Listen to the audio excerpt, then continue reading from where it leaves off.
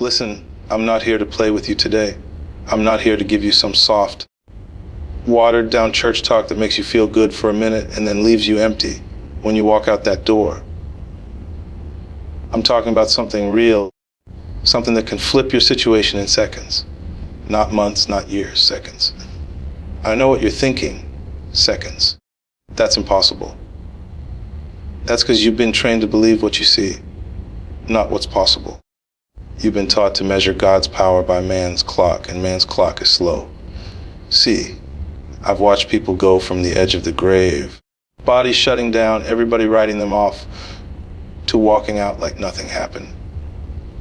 I've seen prayers that didn't just touch heaven. They kicked the door in and pulled the answer down. You think I'm talking fairy tales? Nah. I'm talking about the kind of prayer that don't wait for next week, don't need no waiting list, don't need a doctor's maybe. I'm talking about the type that speaks in sickness, gets up and runs like it just realized it's trespassing in the wrong body. And here's the thing, most people don't experience it, not because God's holding out, because they approach him like he's far away, like he's some celebrity they hope might notice them if they say the right words. But when you know who you are, when you know the authority you've been given, when you understand you're not just talking to God, but speaking from his power, everything changes. That's when seconds start mattering. That's when you don't just pray about a problem.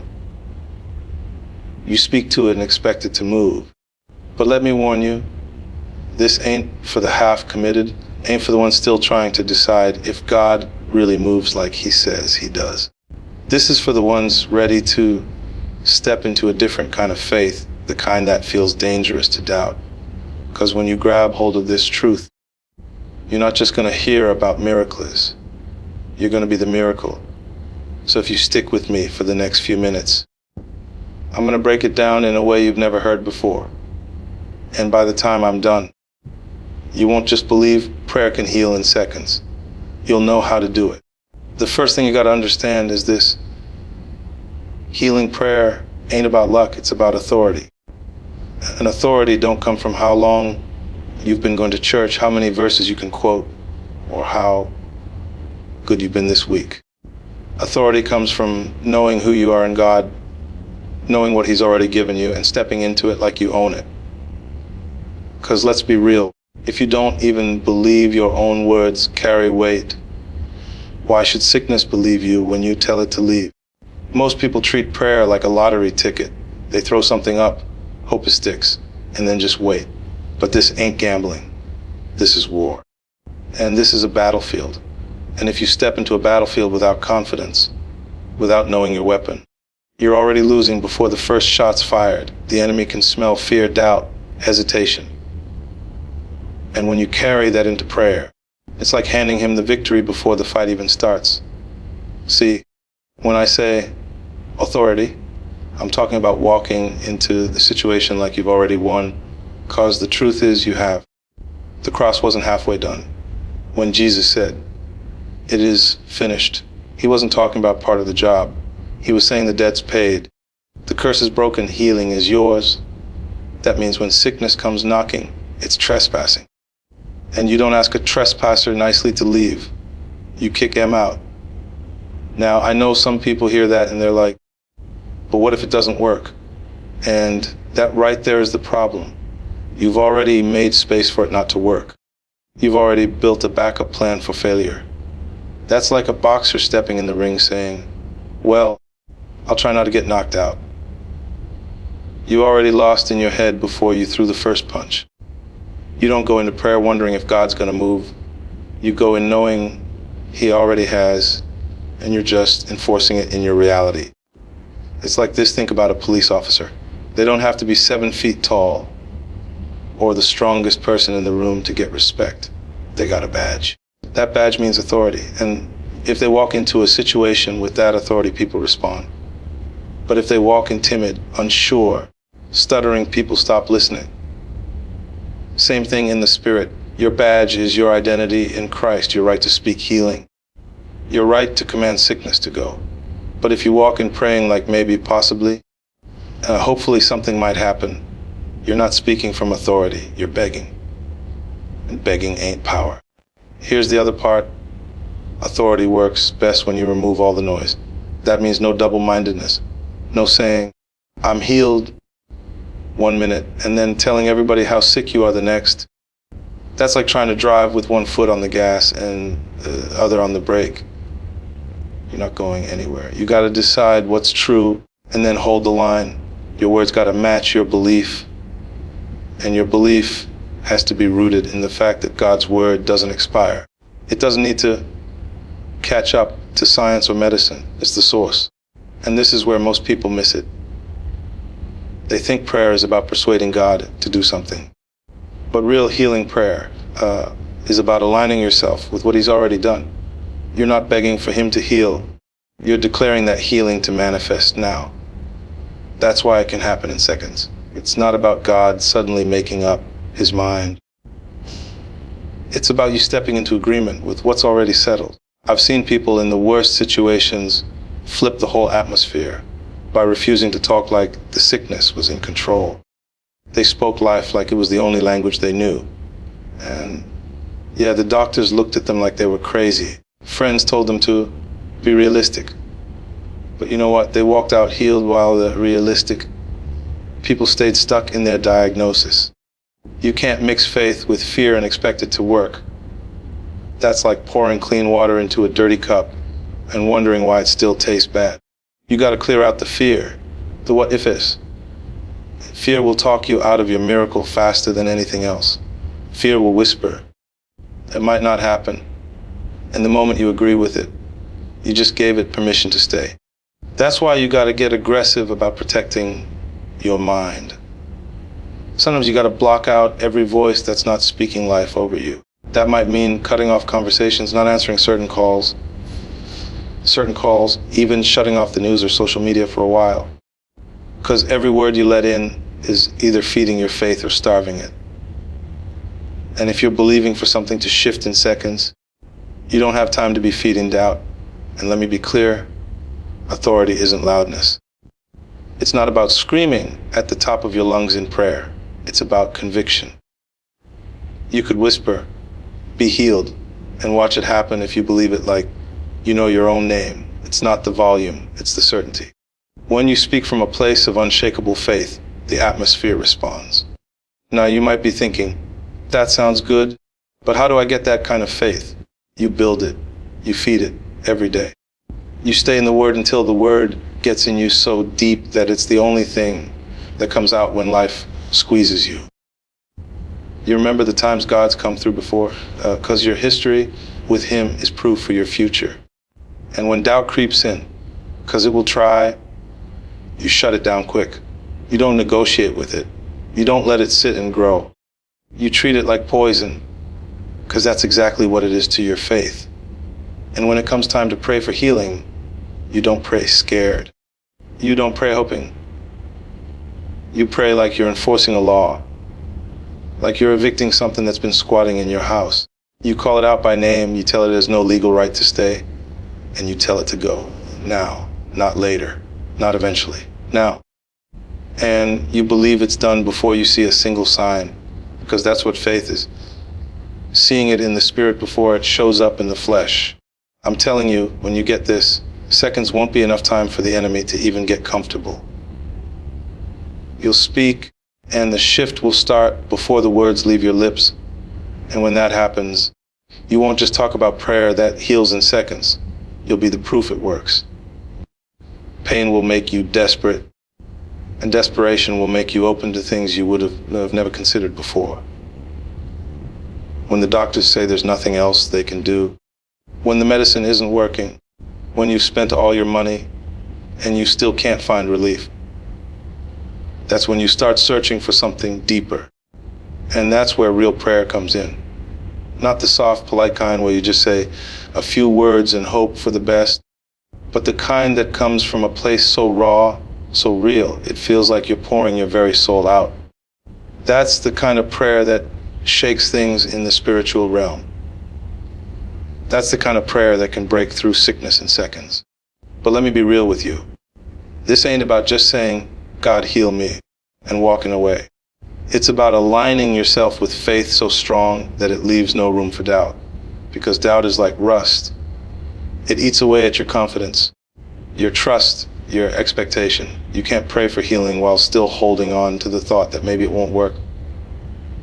That split heart, that divided belief, it weakens the very power you're trying to tap into. If you want to see something supernatural happen, you've got to go all in. 100% conviction, no back doors, no just in case this doesn't work plans. See, a lot of people pray like they're throwing darts in the dark, hoping one will hit the target. But real prayer isn't guesswork, it's warfare. When you pray over disease, you're not just asking God to please do something, you're enforcing the authority He already gave you. You're speaking to the sickness the same way He spoke to storms, the same way He spoke to the lame and the blind. You're commanding it to leave. You're standing in a position of victory, not begging from a place of defeat. That's the mindset shift that changes everything. Some people are waiting for a big moment or for a preacher to lay hands on them. But let me tell you something. You have that access right now. Where you are, you don't need a stadium. You don't need a spotlight. Healing can happen in your bedroom, in your car, in a hospital room. Because the power isn't in the location, it's in the connection. And the connection comes from faith that refuses to let go until the answer shows up. When you start praying like that, you stop asking weak prayers like, God, if it's your will, heal me. And start declaring, God, I receive the healing you already promised me. There's a difference. One is hoping, the other is believing. Hope is good, but belief is what gets results. Hope looks forward to something someday, but belief pulls it into your right now. That's why when Jesus healed, He often said, your faith has made you whole. He didn't say you're crying, you're begging, or you're waiting. He said your faith. Faith is the currency of the supernatural. If you're not spending it, you're not withdrawing anything. I've seen people walk into a prayer moment so broken, so weak, so ready to give up, and walk out completely different. Stronger, healed, free. Because something shifted inside of them. And it didn't take years, it didn't take months, it didn't even take hours. It happened in moments. Because when your spirit locks in with God's promise, time bows, the natural bends to the supernatural. The sickness that's been tormenting you for years can disappear in seconds when the prayer is backed by faith that refuses to move. You've got to speak to the sickness like it's an intruder in your body. Because that's what it is. And you wouldn't let a thief walk in and steal from your house without fighting back. So why let sickness steal from you without a fight? Stand up in your secure ground. Say, this doesn't belong to me, and I'm not keeping it. That's not arrogance, that's authority. And when you understand that authority, disease doesn't intimidate you anymore. You stop magnifying how big the problem is and start magnifying how big your God is. And here's something else. You can't just pray for the outside to change if the inside is still broken. Bitterness, unforgiveness, fear, those things can choke the life out of your faith. Sometimes the first healing that needs to happen is in your heart.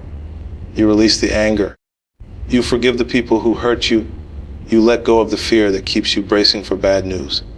When you do that, you create space for the physical healing to flow.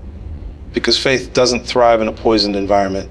It thrives in peace, in trust, in expectation. Some people think healing prayer is about repeating the right words, but it's not a magic formula. It's about the weight behind those words when you speak them from a place of deep conviction. You're not just saying them, you're releasing them with authority. The spiritual realm responds to authority. Heaven backs you up when you stand in alignment with what God already said. That's why prayer can be so fast, so sudden. It's not you trying to convince God to act, it's you acting on what He's already declared. I know some of you might be thinking, but what if it doesn't happen right away? Let me tell you. Just because you don't see it in the first second doesn't mean it didn't start. Sometimes the shift begins inside before it shows up outside. But you keep speaking it, keep believing it, keep standing on it like it's already done. Because in the spirit, it is. And once it's settled there, It's only a matter of time before it shows up here. But I've also seen the other side, people who got their breakthrough instantly. The moment the prayer hit the atmosphere, the pain left, the symptoms vanished, the test results came back clear. It wasn't because they were special. It was because their faith met the power of God in that exact moment, and nothing could stand in the way. That's the power I'm talking about. That's the kind of prayer that heals in seconds. So when you pray, pray like you mean it. Pray like your life depends on it. Pray like the God you're talking to is bigger than anything that could ever touch you. And don't back down until you see it happen. Because the truth is, healing isn't far from you.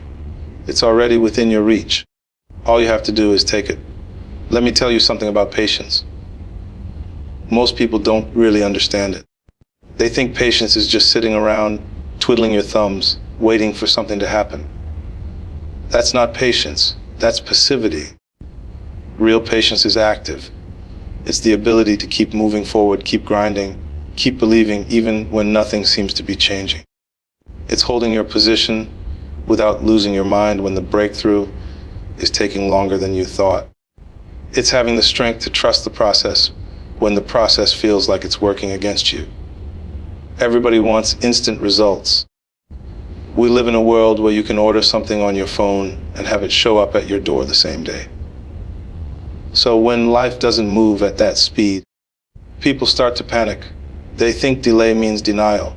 But here's the truth. Sometimes the delay is the blessing. Sometimes it's not that the thing you want isn't coming. It's that you're not ready for it yet. And if you got it too soon, it would crush you instead of elevate you. See, patience isn't just about waiting on the right moment. It's about becoming the right person while you wait. I've seen people rush into opportunities they weren't prepared for, and it ended up being their downfall. They got the position, but they didn't have the character to sustain it. They got the money, but they didn't have the discipline to manage it. They got the relationship, but they didn't have the maturity to protect it. That's why patience is so powerful. It gives you time to grow into what you've been asking for. Because if you can't handle it, you'll lose it. And what's the point of getting something you can't keep? Patience teaches you to value the journey, not just the destination. Because the journey is where the lessons are. The journey is where the strength is built. The journey is where you learn who you really are when things don't go your way. Anybody can be positive when everything's falling into place. But can you keep your head up when nothing's moving? Can you keep your faith strong when you feel like you've been forgotten? That's the kind of patience I'm talking about. The kind that refuses to break under pressure. And let's be real, patience will be tested. There will be moments when it feels like everybody else is moving ahead and you're stuck in the same spot. You'll see people getting opportunities you wanted, living the life you've been praying for. And the temptation will be to compare yourself. But that's a trap. Comparison will make you either arrogant or insecure, and neither one will help you. Your timeline is your timeline. What's meant for you will not pass you by. But you have to be willing to wait for it without trying to force it. Sometimes patience means saying no to shortcuts, and that's hard. Because shortcuts look so appealing when you're tired of waiting. But shortcuts always cost more in the long run. They rob you of the growth, the wisdom, and the credibility you would have gained by doing it the right way. When you take the long road, you build a foundation that can handle the weight of what's coming. And when it finally arrives, you won't be scrambling to figure out how to keep it. You'll already be ready. Patience also keeps you from making emotional decisions. When you're desperate for change, you're more likely to jump into things without thinking them through. But patience allows you to slow down, to see the bigger picture, to make choices that align with your purpose instead of just your feelings in the moment. Because feelings change. One day you're excited, the next you're discouraged. If your decisions are based on emotions alone, your life will be unstable. But when you're patient, you can feel the emotions without letting them control you. The other thing patience does is protect your peace. When you're in a hurry, You're constantly anxious, constantly frustrated, constantly looking at the clock. But when you embrace patience, you realize that the timing isn't all on you. You do your part, you stay consistent, and you trust that what's meant for you will show up when it's supposed to. That trust takes the pressure off. It doesn't mean you stop working hard. It just means you stop trying to force the results. You stop acting like if it doesn't happen today, it's never going to happen.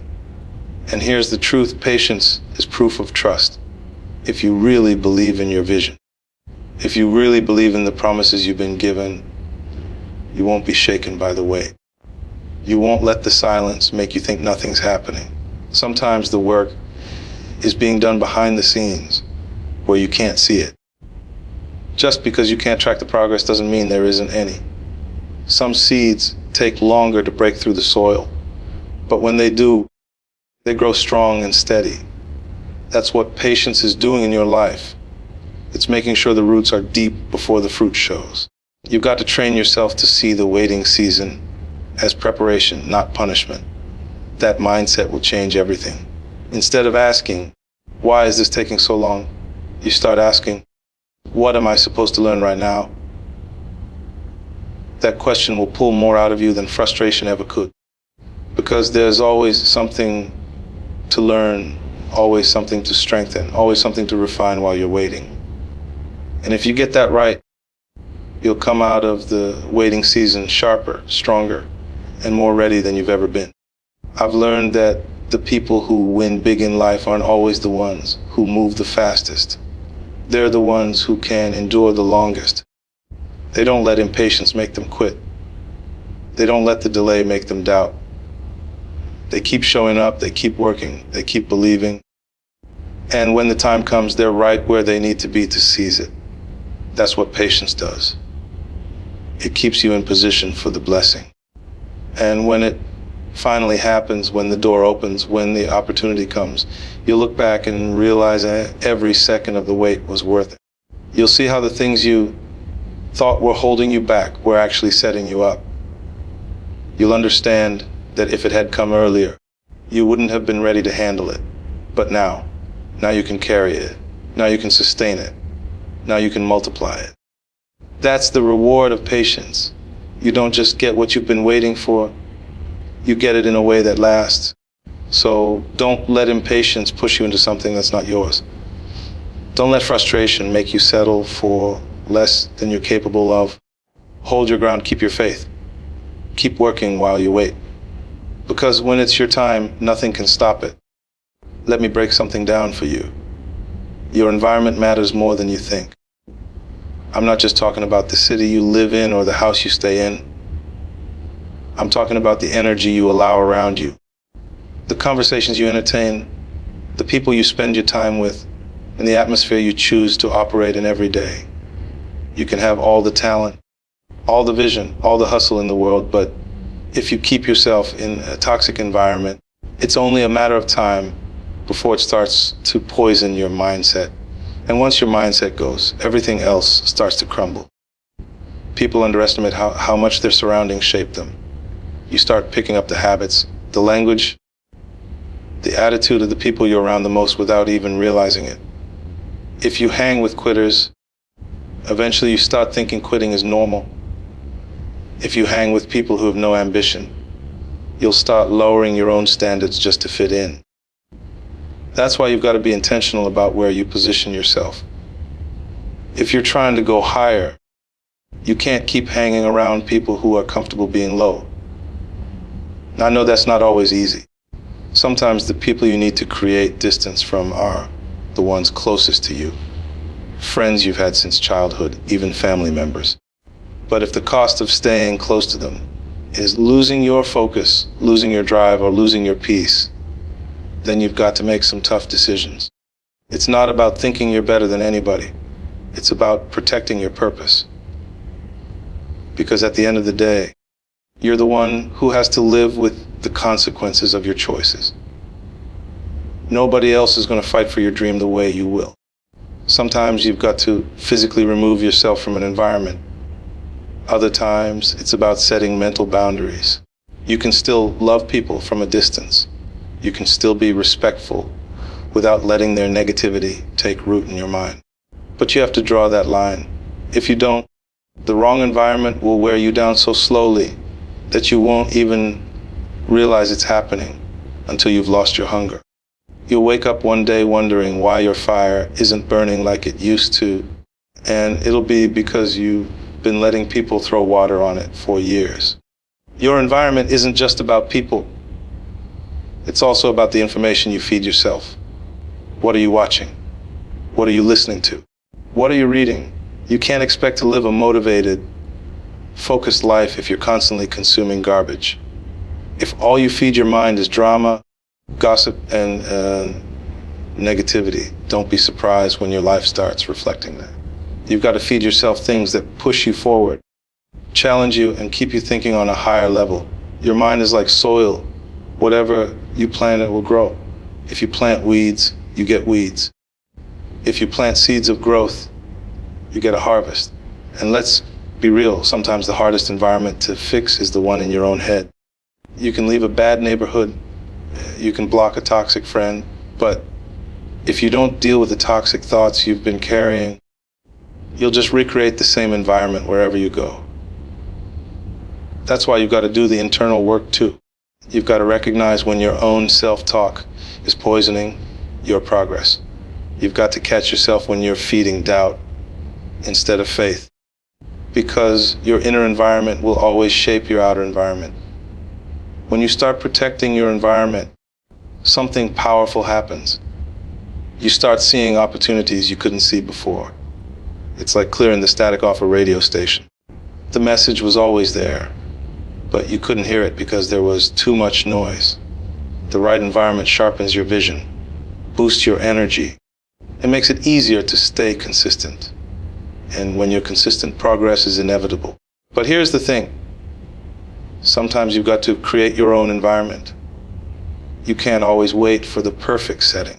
You might have to be the one who brings the positive energy into the room.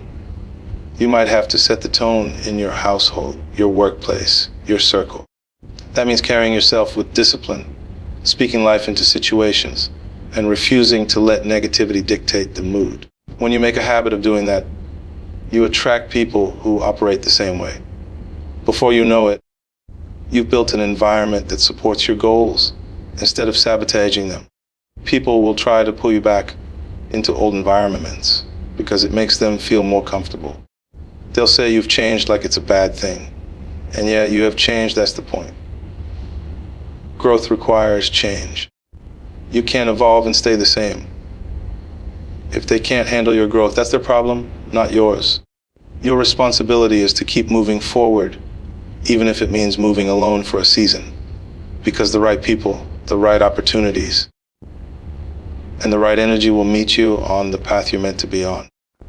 You also have to understand that sometimes the environment that served you in the past won't serve you in the next chapter. You might have started in a certain place and it was good for that season, but if you try to stay there too long, it'll become a cage. Comfort is one of the most dangerous environments you can be in because it feels safe, but it slowly kills your growth. You've got to be willing to step into environments that challenge you, even if they intimidate you at first. That's where the real growth happens, outside your comfort zone. Think about it like this. If you plant a tree in a small pot, it can only grow so big. No matter how healthy the seed is, the environment is limiting it. But if you take that same tree and put it in open soil, it can spread its roots and grow to its full potential. That's you. You might be the seed with all the potential in the world, but if you're planted in the wrong pot, you'll never see what you're truly capable of. You've got to put yourself in an environment that allows you to expand. And it's not a one-time thing. It's a constant evaluation. Every so often, you've got to ask yourself, is my environment still serving me, or is it slowing me down? If the answer is slowing you down, you make adjustments. It might be uncomfortable, but discomfort is temporary. Stagnation lasts forever if you don't do something about it. Don't be afraid to outgrow certain places because your future depends on it. At the end of the day, your environment will either push you toward your destiny or pull you away from it. it will either fuel your growth or feed your destruction. That's why you have to guard it like your life depends on it, because in a way, it does.